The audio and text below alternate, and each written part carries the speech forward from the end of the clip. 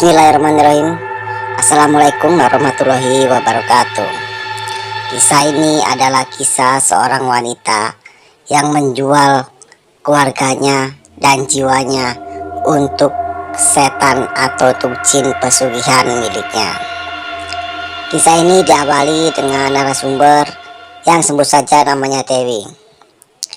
Di sini Mbak Dewi adalah seorang biduan ya, yang kerjanya ya biasa dari panggung ke panggung untuk menghibur orang-orang yang kesepian. Dan di saat itu Mbak Dewi ini selalu dimusuhi sama teman-temannya ya. Dan alhasil Mbak Dewi pun jadi sepi job. Segala upaya sudah dilakukan oleh Mbak Dewi, dari ke dukun, memasang susuk, tapi hasilnya tetap nihil. Mbak Dewi pun tetap kalah bersaing dari teman-temannya. Mbak Dewi pun mulai bingung karena dia harus membayar cicilan mobil dan cicilan rumahnya. Mbak Dewi yang tidak mau malu akhirnya mengambil jalan pintas, mendatangi salah satu rekannya yang bernama Siska. Rekannya ini pun telah melakukan pesugihan atau perjanjian dengan jin kurang lebih 2 tahun terakhir. Akhirnya Mbak Dewi pun datang ke rumah temannya dan meminta temannya menunjukkan di mana tempat mengambil pesugihan itu. Setelah segala macam temannya cerita, Mbak Dewi pun menyetujui persyaratan-persyaratan yang dikatakan oleh temannya. Singkat cerita, Mbak Dewi pun mulai mencari tempat pesugihan itu atau tempat juru kunci itu. Tak lupa Mbak Dewi pun mengajak temannya, salah satu sahabatnya, sebut saja namanya Anto. Mendengar hal itu, Anto pun sebenarnya tidak mau ikut karena Anto tahu si Dewi ini mempunyai niat untuk melakukan pesugihan. Akan tetapi si Anto ini teman dekat dari Dewi, jadi mau tidak mau si Anto pun akhirnya mengantarkan di rumah juru kunci itu. Tak lama berselang, malam pun tiba dan mereka baru sampai di rumah juru kunci itu. Setelah mereka sampai, Mas Anto ditinggal sendiri di tengah hutan, sedangkan Mbak Dewi masuk ke dalam gubuk rumah juru kunci itu. Setelah itu, Mas Anto ya tinggal sendirian situ pukul 11 malam. Dia merasa takut karena tiba-tiba hawa menjadi dingin dan suasana pun berubah menjadi mencekam. Tidak lupa Mas Anto pun diganggu oleh sosok kuntilanak yang tertawa. Mas Anto pun bingung, badannya seperti kaku karena tidak bisa bergerak, saking takutnya dia. Sembari menunggu Mbak Dewi yang lama keluar. Tak lama berselang, sekitar jam 2 malam, Mbak Dewi pun akhirnya keluar dari rumah juru kunci itu. Lalu si Mas Anto ini bercerita kepada Mbak Dewi bahwa dia telah diganggu oleh sosok penunggu yang ada di situ, yaitu kuntilanak. Si Mbak Dewi pun lantas menyauti dengan berkata, namanya juga di tengah hutan, pasti masih banyak barang-barang seperti itu. Singkat cerita mereka pulang, dan 4 hari kemudian si Dewi ini mendatangi Anto lagi untuk minta diantarkan lagi. Anto pun sebenarnya tidak mau untuk mengantarkan Mbak Dewi ke rumah juru kunci itu karena Mas Anto sudah takut pernah diganggu jin di situ. Tetapi Mbak Dewi pun meyakinkan kepada Mas Anto, kali ini Mas Anto ikut tunggu di rumah juru kunci itu dan tidak akan ditinggal di luar lagi. Dan Mbak Dewi pun mengiming-imingnya akan memberikan uang kalau Mas Anto mau menemaninya. Dan akhirnya Mas Anto ini seorang pengangguran dan akhirnya Mas Anto pun mengiyakan. Berjalanlah mereka berdua. Setelah itu mereka berdua singgah di rumah temannya Mbak Dewi yang bernama Siska untuk mengambil ayam cemani dan beberapa peralatan untuk melakukan pesugihan seperti bunga dan dupa. Setelah itu mereka pun sampai ke rumah dukun itu pukul 10 malam.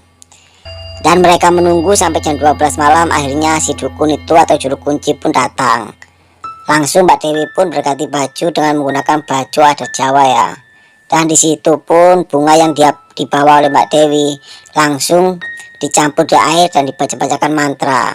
Dan Mbak Dewi pun dimandikan bunga di situ ya. Setelah mandi bunga, Mbak Dewi pun langsung memakan atau meminum darahnya ini ayam cemani tadi ya.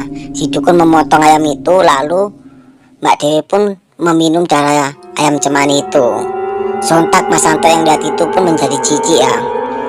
Tak lama berselang Mas Anto pun ketiduran dan Mbak Dewi membangunkannya jam 5 subuh.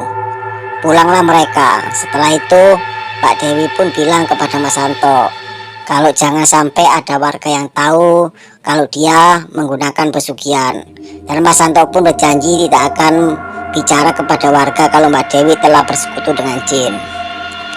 1 minggu kemudian kejadian aneh mulai terjadi. Kakak dari Mbak Dewi ini meninggal dunia dengan cara tersetrum, dan matanya terbuka, badannya pun angus. Mas Santo pun sudah mengira mungkin ini tumbal dari si Dewi. Tetapi warga lainnya belum menyadari itu karena kan memang tersetrum, makanya dia angus sambil matanya terbuka. Dan beberapa bulan kemudian, 3 bulan kemudian, kakak dari si Mbak Dewi ini meninggal lagi. Mbak Dewi ini anak kelima dari 6 bersaudara ya.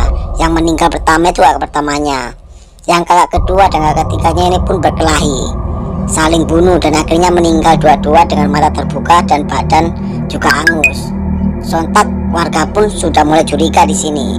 Kenapa kakak si Dewi ini meninggalnya dengan cara yang sama, matanya terbuka dan badannya angus? Pak RT pun mulai menanyakan kepada Mbak Dewi, apakah Mbak Dewi bersekutu dengan jin untuk menjadi kaya dan menumbuhkan saudara-saudaranya. Dan Mbak Dewi pun mengatakan tidak. Warga pun tidak berani menuduh karena memang belum ada bukti. Dan di kampung itu Mbak Dewi terkenal dermawan, baik dan suka membantu. Sampai di situ, selang 6 bulan kemudian, adik terakhir dari Mbak Dewi ini pun meninggal dunia. Pada saat adik Mbak Dewi tidur, tiba-tiba dia meninggal dengan mata terbuka dan badan angus. Di situ warga mulai geram. Memang sudah terbukti Mbak Dewi melakukan pesugihan, karena 4 saudaranya pun meninggal dengan cara yang sama, dengan mata terbuka dan badan yang angus. Sebenarnya Mbak Dewi pun mau mengakui, tapi Mbak Dewi malu. Jadi Mbak Dewi tetap tidak mengaku kalau dia melakukan pesugihan. Singkat cerita, warga dan Pak RT pun datang kepada kakak Mbak Dewi yang keempat ini. Kakak Mbak Dewi yang keempat ini orang soleh ya, rajin beribadah, dan memang jadi tetua di desa itu, ibaratnya ustadz lah di desa itu.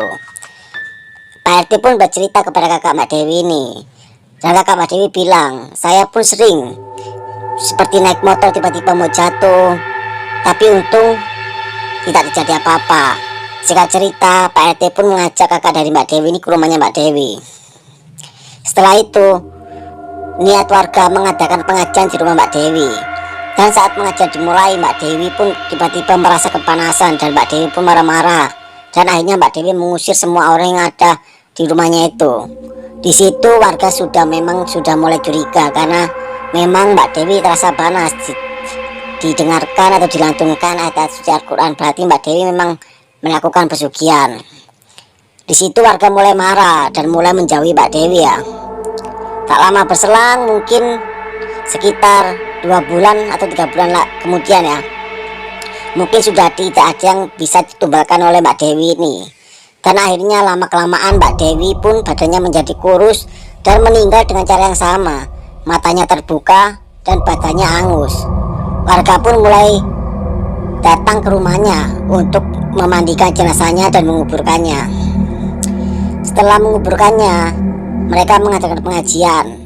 Setelah itu besoknya, setan atau Mbak Dewi ini pun datang ke warga, mengatakan ke warga, jangan ambil hartaku. Dia bilang begitu. Sontak warga pun marah, dan warga pun dihantui oleh sosok Mbak Dewi ini selama 40 hari ya. Mbak Dewi selalu mengatakan jangan ambil hartaku.